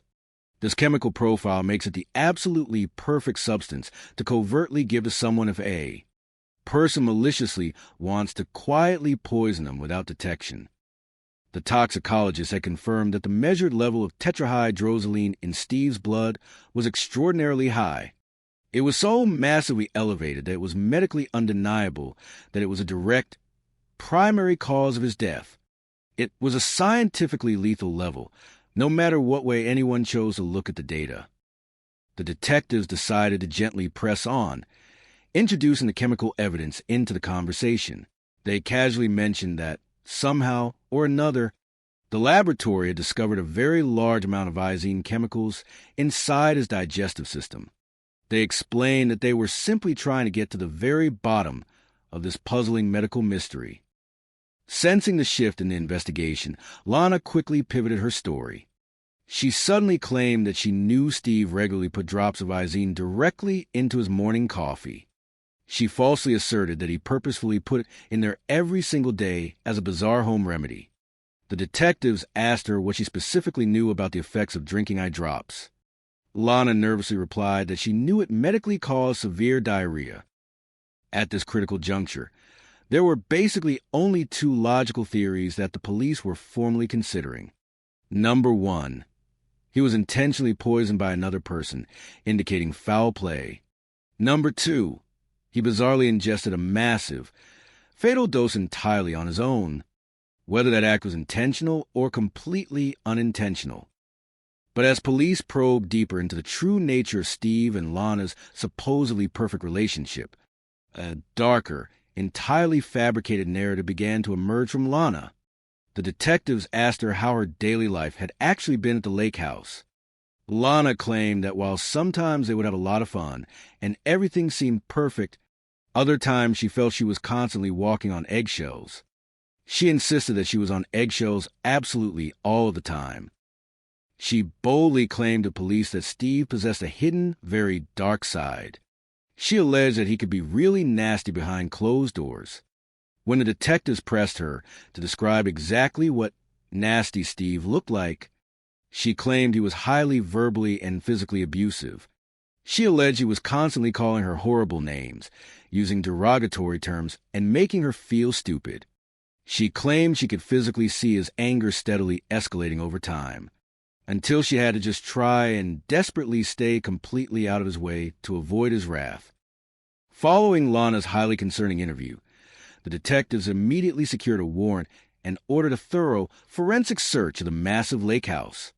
The crime scene technicians were specifically looking for any small cups, mugs, or drinking glasses that might still have a traceable chemical residue left inside them. They were desperately looking for absolutely anything they could possibly find that would help them definitively determine exactly how the poison was administered. They also searched for any hidden documents or journals that would legally show a history of severe trouble or abuse within the marriage. But during that very same time, while the house was being meticulously searched, Lana shockingly contacted the police station again. She told the duty officer that she urgently wanted to speak once again directly with Detective Motes. Detective Motes quickly set up the recording equipment and carefully documented exactly what Lana had to say in this second, pivotal interview. She began by reiterating her previous, entirely fabricated claims of abuse. She stated that she had told him a little bit about Steve's temper previously, but that in reality, it was actually far worse than what she had initially disclosed. She loudly claimed he would yell at her constantly, his anger endlessly building up. She alleged that she would do some tiny, insignificant thing that would irritate him to the absolute breaking point, until he would violently explode with rage. Then, she began to detail the events of the week he died. She stated that after he experienced that initial medical incident, which he had incorrectly assumed was just normal vertigo, she claimed she was dutifully taking care of him and doing everything a good nurse should do. However, she stated she was still feeling incredibly, deeply angry at him regarding his alleged past behavior. She then recounted a story, claiming a girlfriend from her workplace had previously told her a secret trick. The friend allegedly told her that if you ever really want to get even with somebody who has wronged you, you simply put a few drops of Visine into their drink, as it will quietly cause them severe, humiliating diarrhea. It was right then and there that Lana finally dropped a massive, undeniable bombshell confession. She told the detective that when she saw that plastic bottle of Visine sitting on the bedroom table, the memory of her friend's advice just suddenly came rushing back to her. She stated she just impulsively took the bottle and aggressively squirted the liquid out. When the detective calmly asked her exactly what she squirted the chemical into, she softly replied that she put it directly into his drinking water. The detective, maintaining strict professional composure, asked for clarification on the dosage. Noting she probably did not know the exact, full measured amount, he asked if she had just squeezed it lightly. Lana replied that she actually thought she had put the entire, full bottle of liquid in. The detective, verifying the severity of the act, clarified, "The whole bottle?" Lana confirmed, stating she believed she did. She admitted she had squeezed the plastic bottle very hard. She claimed she just saw it sitting there on the table, and in a moment of pure anger, she just did it. Following the confession, the detective gently asked about her plans for the rest of the evening, ensuring she was emotionally stable enough to leave the station, as they still needed to formally draft the arrest warrants. He told her just to stay at home and assured her she would be okay, acknowledging it was a heavy burden on her plate. Lana, realizing the massive gravity of her own recorded words, asked the detective, what if she actually did it? What if she truly caused his death with the Visine? The detective asked if there was absolutely anything else that she wanted to officially add to her statement, encouraging her to get any remaining secrets completely off her chest. She softly replied that was it. There was nothing more. It was a completely damning, legally binding confession, but due to procedural laws, the diligent detectives simply could not legally arrest Lana right at that exact moment. They needed to secure the proper paperwork. After Lana freely confessed and went back home, the police team worked tirelessly through the night. They meticulously got all the proverbial ducks strictly in a row, precisely determining exactly what specific, severe legal charges would be formally made against her. They were fully prepared and ready to return to the lake house the very next day to officially arrest Lana Clayton for homicide. But early that following morning, the police dispatch received another frantic, unexpected call. This time, it was from one of Lana's concerned neighbors. The neighbor reported that they had found several written notes indicating suicide scattered near the property. They were deeply afraid that Lana had intentionally harmed herself during the night. Lana, fully knowing the police were definitely coming back for her the very next day, and knowing with absolute certainty they would have severe warrants for her arrest, had attempted to take the easy way out. She had intentionally turned the natural gas on inside the beautiful house, walked slowly upstairs to the master bedroom, and swallowed a large handful of powerful pills in a desperate attempt to kill herself. First responders quickly rushed to the scene. They found her completely unconscious, lying heavily in her bed. She was immediately taken by ambulance to the local hospital. There, thanks to prompt medical intervention, she was successfully treated, stabilized, and ultimately released from medical care.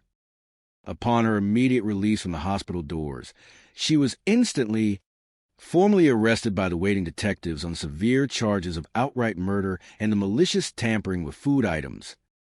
The family was promptly informed of Lana's dramatic arrest.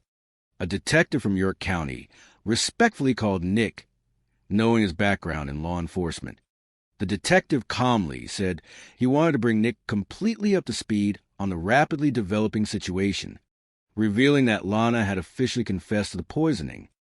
Nick, who was driving at the time, safely pulled his vehicle over right away. The shocking news hit him physically, feeling exactly like a heavy ton of solid bricks. He described the immense emotional shock as literally feeling like taking a solid baseball bat directly to the face. He immediately dialed Rosie's number. When she answered the ringing phone, Nick delivered the devastating truth. Rosie was on the other end of the line, absolutely screaming in pure agony, finally realizing the horrible truth, that the woman they had welcomed into their family had actually killed her beloved brother. Chapter 8, A Legacy of Light. The legal process that followed the shocking arrest was long and arduous.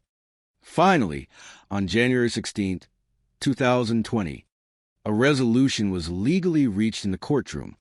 Lana Clayton made the calculated decision to accept a formal plea deal offered by the state. Standing before the judge, she legally admitted her guilt on the lesser charges of voluntary manslaughter and the criminal tampering with a drug or food product. The original, much more severe grand jury indictment had been for premeditated murder.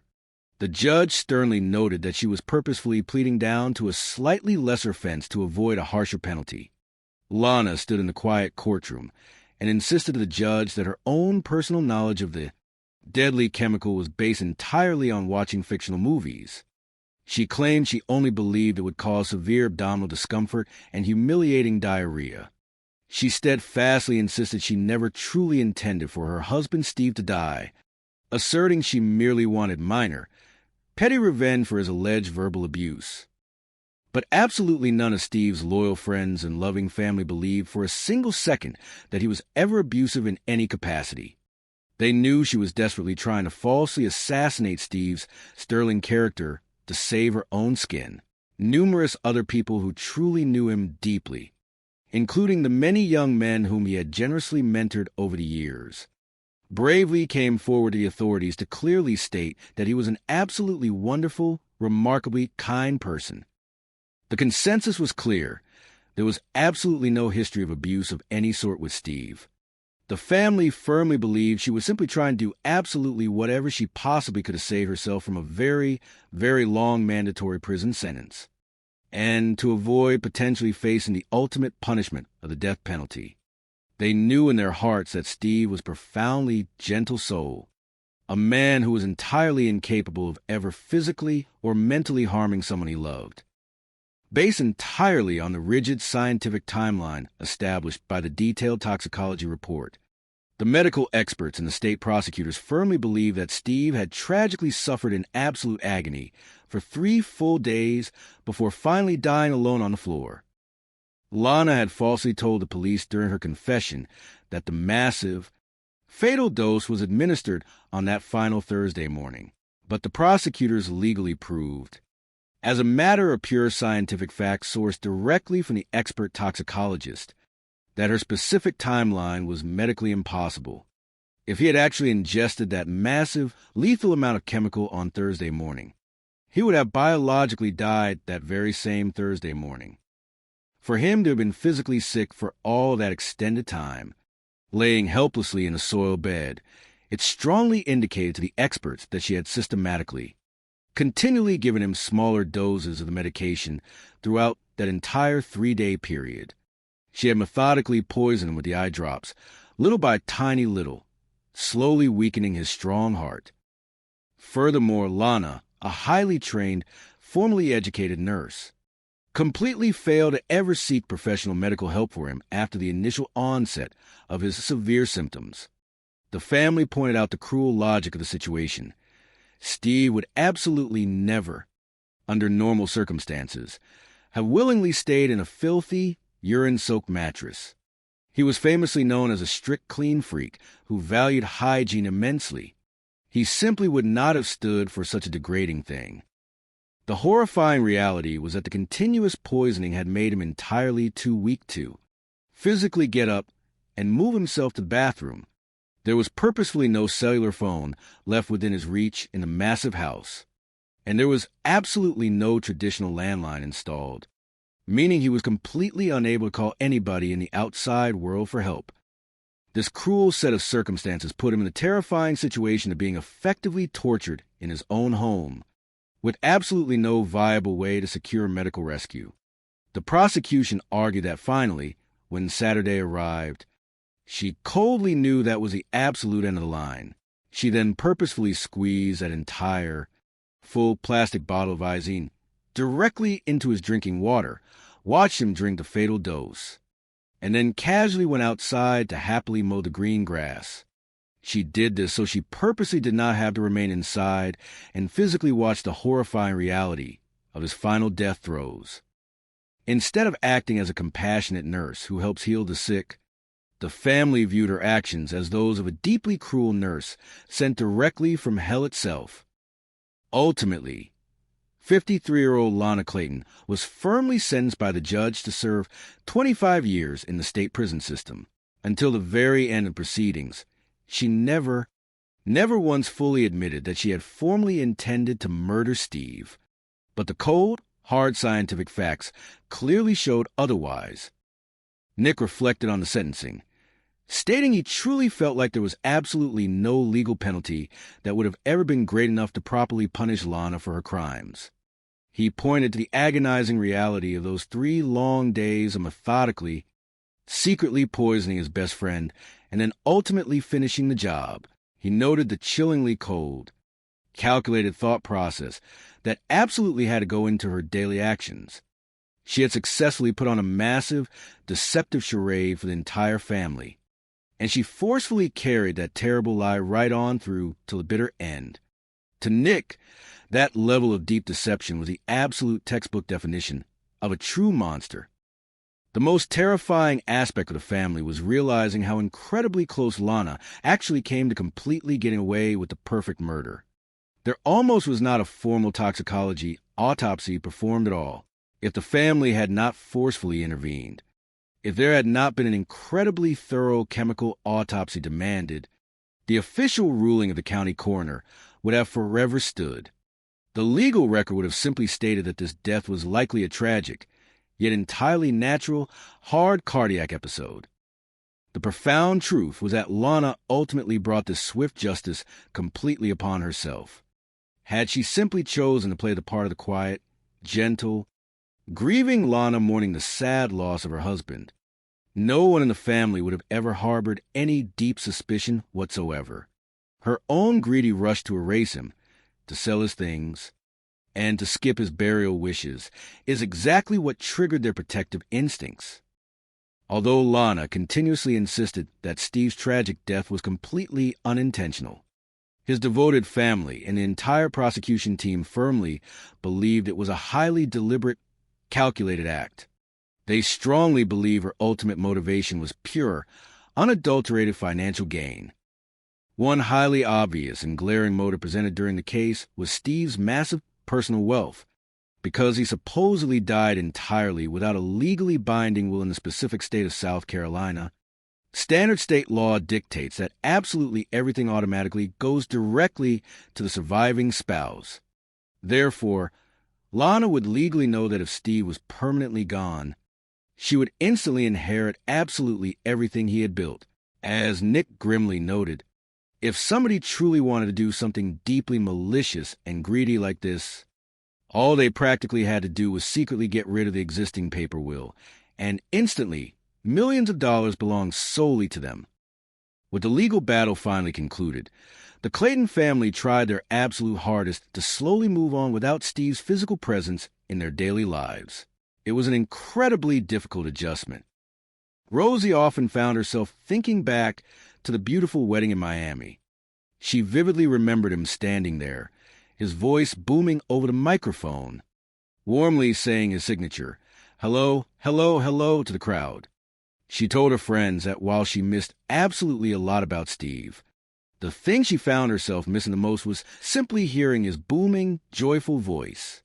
She fondly remembered his sweet admission that telling jokes was just his personal way of getting away from dealing with the heavy, emotional stuff. The wider family felt the massive void left behind. They collectively agreed that what they missed most profoundly about Steve was a completely over-the-top, loving personality. They missed that big, boisterous, incredibly gregarious character that would enter a quiet room and instantly, magically just take over absolutely